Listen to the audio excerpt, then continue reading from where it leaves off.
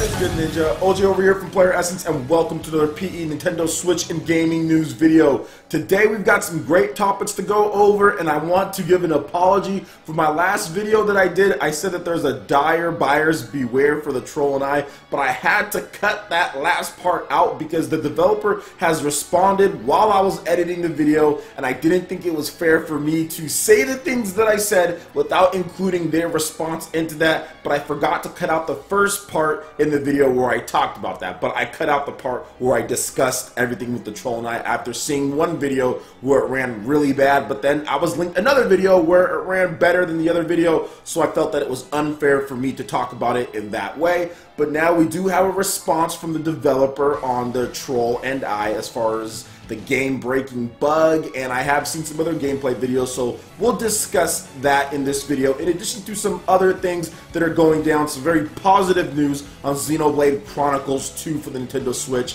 So let's go ahead and get right into this. So, the Troll and I game-halting bug is due to a Nintendo Switch OS memory leak, says the game's developer. So the Troll and I is out on the Nintendo Switch today, and users are reporting all sorts of issues with the game, Go Nintendo writes. One of the biggest problems comes just 15 minutes into the game, where you can be hit with a never-ending loading screen. The devs behind the game are aware of the issue and have offered a solution to Nintendo Life. So, quote, "We believe that it is due to a memory leak in the Nintendo Switch OS. If users are experiencing issues, they can fix them by hard resetting the system. You do this by holding down the power button and selecting power options and turn off. The next time you boot up the game, any issues should be fixed." Now, no word on whether they'll be patching some of the other issues in the game, such as the poor frame rate in the game and various other glitching and popping up that some people have reported as far as playing the game. Now, I've watched footage myself, and I do believe that some people's Switches, I don't know what's going on with one of the videos that I saw compared to some of the other Nintendo Switch gameplay,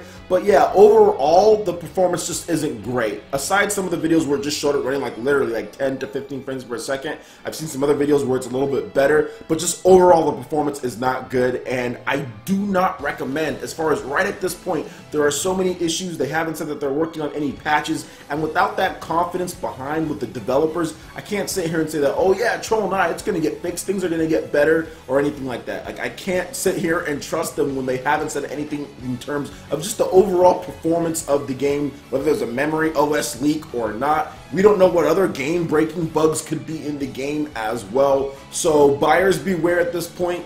Be careful about the Troll and I. It is a $29.99 game on the eShop, $30 in stores. And yeah, they already delayed this game once, you know, or at least it didn't come out when the PS4 and Xbox One versions came out. And I was shuddered to think what the game state was in back when those versions came out. I mean, those versions didn't score well either. It got really low scores. We're talking like 30 to 40 percentile range, and like nobody reviewed the game anyway. But even with the reviews that it did get, really bad. So buyers beware with the Troll and I. Be careful, guys. And if you're going to buy this game, just make sure you're well aware that there could be future issues, there could be problems. Not a lot of people reviewed this game on the Nintendo Switch. Barely anybody reviewed it on the PS4 and Xbox One, so just know what you're getting into before you decide to purchase this game. Alright, and moving on to a little bit more brightening news here, we do have a Pokemon Sun and Moon Salazzle, I think I have to say, yeah, Salazzle trailer ready for battle. Yo, shout outs to the Pokemon Company and for GameStop for this. So, trainers visiting GameStop before September 4, 2017 will be able to add a battle-ready Salazzle to their Pokemon Sun or Pokemon Moon team. Now, why am I talking about this? Well, one, because it's free, you'll be able to go there and download it, but another thing is that maybe there's some type of transfer to the new Pokemon game on the Nintendo Switch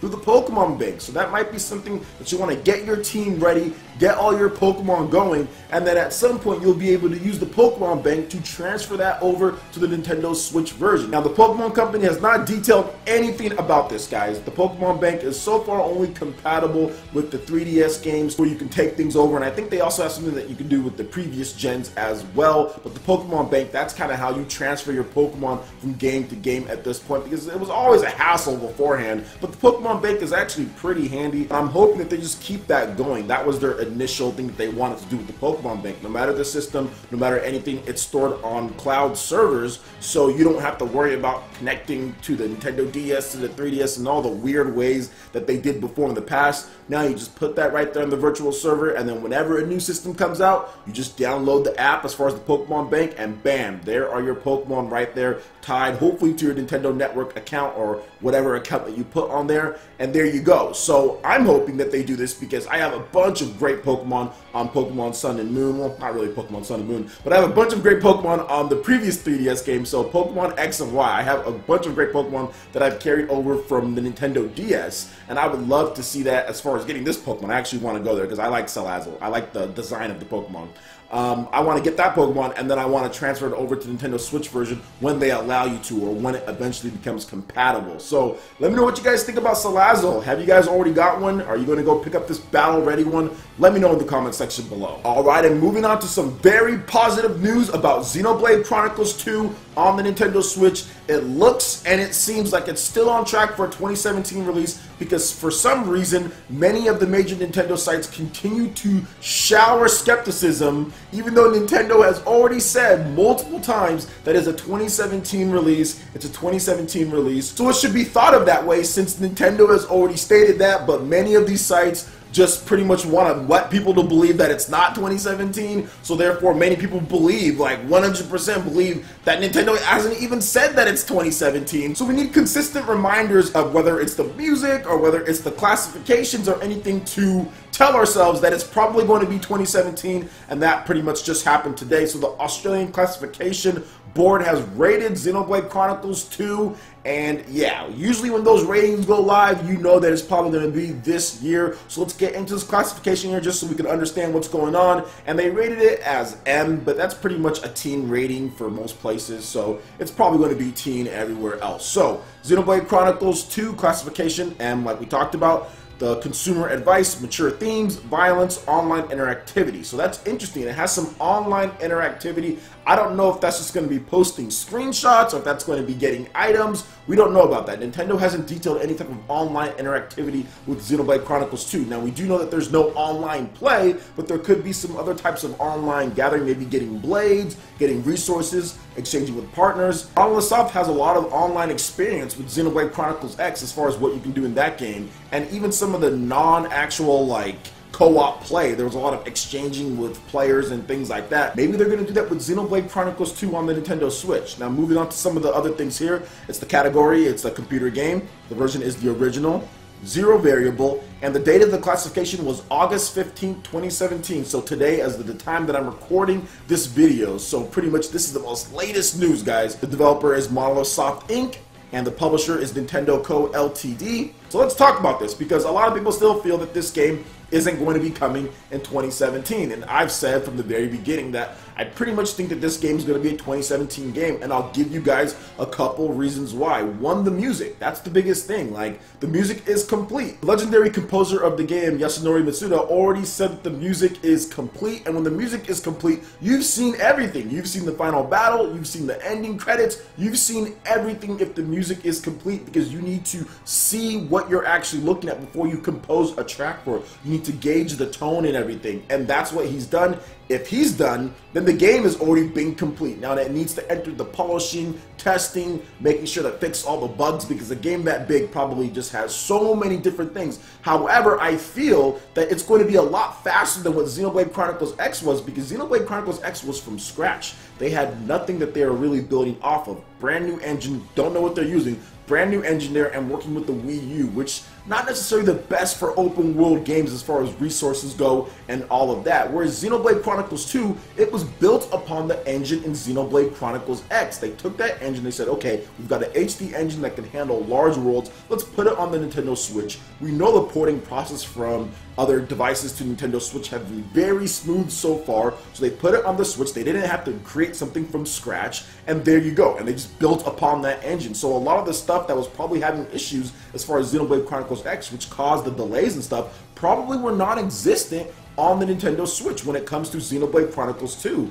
So that's another reason why I feel that this game is going to be coming 2017. And I think it's going to be a lot. Plus, like I said before, having that big RPG out in the first year, that was one of Nintendo's and Microsoft's mission. A lot of people were kind of burnt on the Wii U because they did not release the games that they were promising in the timely fashion. They showed off Xenoblade Chronicles X, and they also showed off Tokyo Mirage Sessions in early 2013, and those games didn't come out to 2.5 to 3 years after that point. I think Nintendo wants to make a statement, making sure that this game launches in the fall of 2017, and I'm thinking it's going to be a November or December release. I know the original Xenoblade Chronicles X on the Nintendo Wii U released in December as far as the Western territories, so I'm thinking that this one is going to be another December release as well. So let me know what you guys think about all of this news here. I would love to hear your thoughts, and what are you looking forward to the most in Xenoblade Chronicles 2 for the Nintendo Switch? Let me know in the comment section below. Alright guys, that wraps it up for this video here. Go ahead and check out the links in the description below. We've got Facebook, we've got Twitter. Go ahead and give us a like and a follow on our social media. It really helps us spread the content of PlayerEssence across the interwebs in addition to YouTube.